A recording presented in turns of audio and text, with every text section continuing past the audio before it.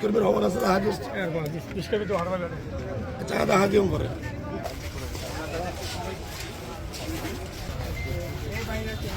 সর্বোচ্চ দখলবাজিটা কিন্তু বীজ কর্মী করেছে কিন্তু অতীতে।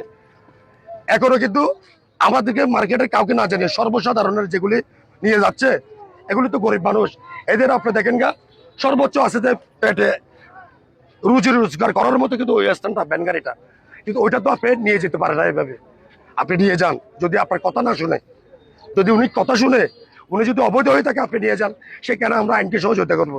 কিন্তু একটা বৈধ মানুষের দোকান যদি নিয়ে যায়, সবচেয়ে বড় কথা হচ্ছে আমি মার্কেট সভাপতি, আমার দোকান একটা ভেঙে ফেলছে, আমি কি এখানে অবৈধ দোকান রাখবো?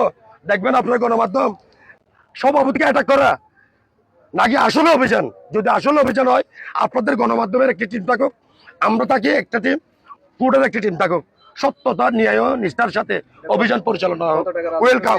সবাই তো দিয়েছে, অনেক গণমাধ্যম কর্মীরাও তো নিয়েছে, সবাইকে টাকা ছাড়া দেয়নি তো। আমাদের কাছ থেকে 60,000 টাকা নিয়েছে।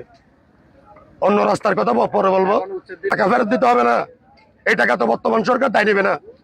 ডিসি অফিসের যেগুলি নিচের কর্মকর্তা আছে যারা দুর্নীতির সাথে সম্পৃক্ত, তাদেরকে অবশ্যই দিতে হবে, ফেরত দিতে হবে, অবশ্যই দিতে হবে। কারণ এখানে তো 500-র উপরে কার্ড টাকা নিয়েছেন, আপনার রাজস্ব নিলেন 1,41,00,000 টাকা, ওইটার পরে আবার কার্ড নতুন ভাবে আপনারা বিক্রি করেছেন, ওইগুলি কি করবে? এগুলি তো আমরা দিব না দেয়।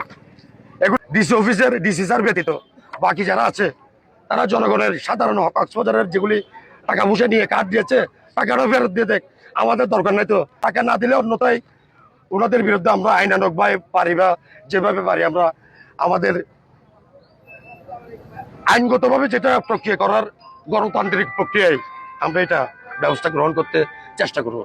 তবে স্বরাষ্ট্রমন্ত্রী যেহেতু একটা নির্দেশনা রয়েছে যেটার কথা আপনারা বলছেন, তো সেই নির্দেশনার কারণে আমরা অভিযানটা এখন আপনারা হয়তো আজকে দৃশ্যমান ভাবে একটা অগ্রগতি দেখছেন, কিন্তু আমরা আসলে স্বরাষ্ট্রমন্ত্রীর নির্দেশনার পরপরই বা তার আগে থেকে আমাদের কিন্তু কার্যক্রম এখানে চলমান ছিল, সেটা আপনারা দেখেছেন। আমরা গত 2 দিন এখানে মাইকিং কার্যক্রম পরিচালনা করেছি, যাতে করে এখানে যারা অবৈধভাবে দখল করে আছে তাদেরকে আমরা সতর্ক করেছি, তাদেরকে সরে যাওয়ার জন্য আমরা যুক্তিসঙ্গত সময় দিয়েছি। তো এখন এর ভিতরেও যারা সরে যায়নি, এখন যেহেতু আমরা যুক্তিসঙ্গত সময়টুকু পার হয়ে গিয়েছি, আমরা এর জন্য অভিযান শুরু করেছি। আর এমনিতে আমাদের ব্যাক এন্ডে অনেক ধরনের প্রসেসিং চলছে, আমাদের কার্যক্রম চলছে, অভিযান পরিচালিত হবে। দেন আমাদের বিচ ম্যানেজমেন্ট কমিটি আছে, তারা এটা নিয়ে কাজ করছে, তাদের কিছু সিদ্ধান্তের বিষয় আছে, বাট অভিযান যেটা সেটা চলমান থাকবে। আমরা মূলত স্বরাষ্ট্রমন্ত্রীর যে নির্দেশনা, সেই নির্দেশনা মোতাবেকই কাজ করছি। অভিযোগটা করলেন, যদি আমরা লিখিত অভিযোগ পাই নিশ্চয়ই আমরা ব্যবস্থা নিব। আমিও তাকে আহ্বান করছি উনি লিখিত অভিযোগ দিক প্রমাণ সহ, এখানে বীজ কর্মী হোক যেই হোক সবার বিরুদ্ধে ব্যবস্থা নেওয়া হবে।